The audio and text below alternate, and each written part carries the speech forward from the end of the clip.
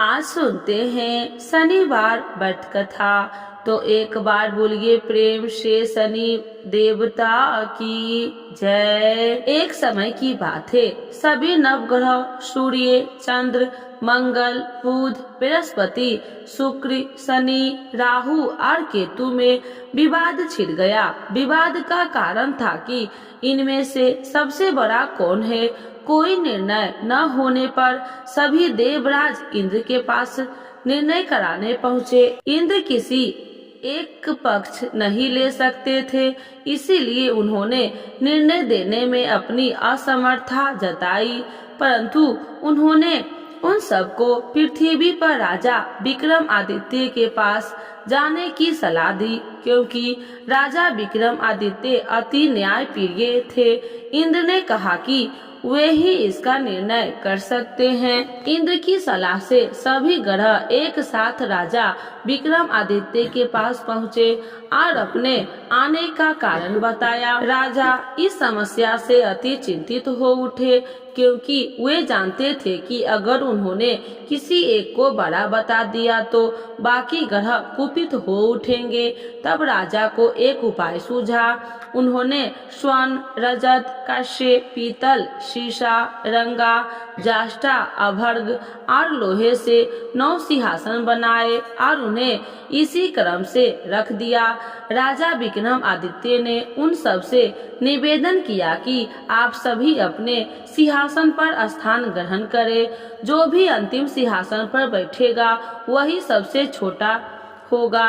लोहा सिंहासन सबसे अंत में था, इस अनुसार लोहा सिंहासन पर बैठने वाला सबसे छोटा होगा। शनि देव सबसे अंत में लोहे सिंहासन पर बैठे, तो इसीलिए वही सबसे छोटे कहलाए। शनि देव को लगा कि राजा ने यह जानबूझकर किया है, इसीलिए उन्होंने कुपित होकर राजा से कहा, राजा तू मुझे नहीं जानता। सूर्य एक राशि में 1 महीना, चंद्रमा 2.25 महीना 2 दिन, मंगल 1.5 महीना, बृहस्पति 13 महीने व बुध और शुक्र 1 महीने में विचरण करते हैं। परंतु मैं 2.5 से 7.5 साल तक रहता हूँ। शनि देव क्रोधित होकर कहने लगे कि श्री राम की 7.5 आने पर उन्हें वनवास हो गया। रावण 7.5 आने पर वानरों की सेना से परास्त हो गया। अब तुम सावधान रहना। ऐसा कहकर शनि देव वहां से चले गए। इसके बाद अन्य देवता ने भी वहां से प्रस्थान कर दिया। कुछ समय बाद राजा की 7.5 आई। तब शनि देव घोड़े के सौदागर बनकर वहां आए। किसी ने राजा को सूचना दी कि कोई घोड़े का सौदागर आया है तथा उसके पास जो घोड़े है वह बहुत बढ़िया है। राजा ने यह समाचार सुनकर अपने अश्वपाल को उस सौदागर से घोड़ा खरीदने का आदेश दिया। अश्वपाल ने कई अच्छे घोड़े खरीदे। वह एक सर्वोत्तम घोड़े को राजा को सवारी हेतु दिया। राजा जैसे ही उस घोड़े पर बैठा, वैसे ही वह घोड़ा भागकर वन की ओर चला गया। वन में काफी अंदर पहुंचकर घोड़ा गायब हो गया और राजा भूखा प्यासा जंगल में भटकता रहा। भटकते भटकते राजा को बेहद प्यास लगी। तब एक ग्वाले ने उसे पानी पिलाया। राजा ने प्रसन्न होकर उसे अपनी अंगूठी दे दी। वह अंगूठी देकर राजा आगे चल दिए और एक नगर में पहुंचा। वहां उसने अपना नाम उज्जैनी निवासी बीका बताया। वहां एक सेठ की दुकान से उसने जल इत्यादि पिया और कुछ विश्राम भी किया। भाग्यवश उस दिन सेठ की बड़ी बिक्री हुई। सेठ खुश होकर उसे खाना खिलाने के लिए अपने साथ घर ले गया। वहां उसने एक खूंटी देखी जिस पर एक हार टंगा था। राजा ने देखा कि खूंटी उस हार को निगल रही है और थोड़ी देर में पूरा हार गायब हो गया। सेठ ने समझाया कि बीका ने हार चुराया है। उसने बीका को कोतवाल के पास पकड़वा दिया। फिर राजा ने भी उसे चोर समझकर उसके हाथ पैर कटवा दिए। वह चैरंगिया बन गया और नगर के बाहर फेंकवा दिया गया। वहाँ से एक तेली निकल रहा था। उसे राजा पर दया आई और उसने बीका को अपनी गाड़ी में बैठा लिया। वह अपनी जीभ से बैलों को हाँकने लगा। उस काल राजा की शनि दशा समाप्त हो गई। वर्षा ऋतु आने पर राजा मल्हार गाने लगा।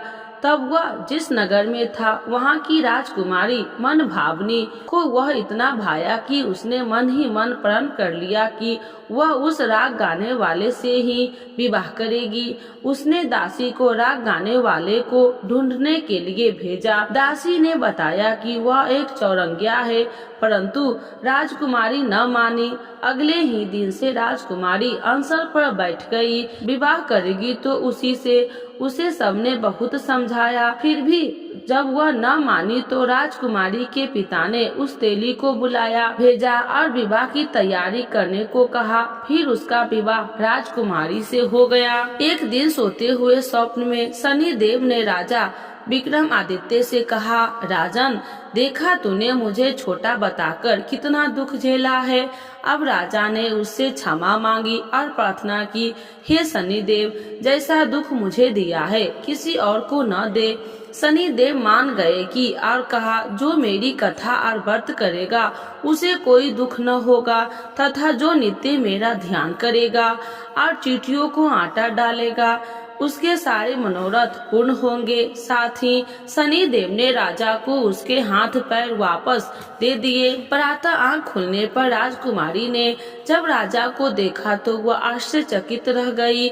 बीका ने उसे बताया कि वह उज्जैन का राजा विक्रमादित्य है। सभी अत्यंत प्रसन्न हुए। सेठ ने जब यह सुना वह पैरों पर गिरकर क्षमा मांगने लगा। राजा ने कहा कि वह तो शनि देव का कोप था, इसमें किसी का कोई दोष नहीं है। सेठ ने फिर भी निवेदन किया कि मुझे शांति तब मिलेगी जब आप मेरे घर चलकर भोजन करेंगे। सेठ ने अपने घर कई प्रकार के व्यंजनों से राजा का सत्कार किया। साथ ही सबने देखा कि वह खूंटी हार निगल गई थी, वही अब उसे उगल रही है। सेठ ने अनेक मोहरे देकर राजा का धन्यवाद किया और अपनी कन्या श्री कंवरी से शादी करने का निवेदन किया।